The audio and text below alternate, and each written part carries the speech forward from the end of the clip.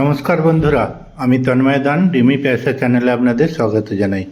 বন্ধুরা, আজ আমরা স্টেনলেস স্টিলের 2007-এর তৈরি 50 years Khadi and Village Industries Commission 2007-এর এই কয়েনটা নিয়ে কথা বলবো।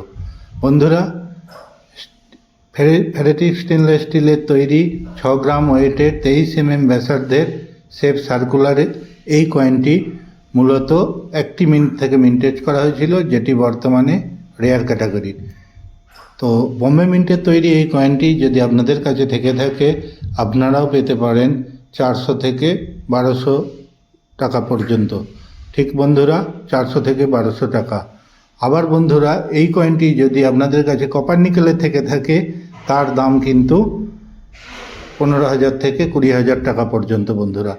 তো সেটা নিয়ে আমরা পরে আলোচনা করব।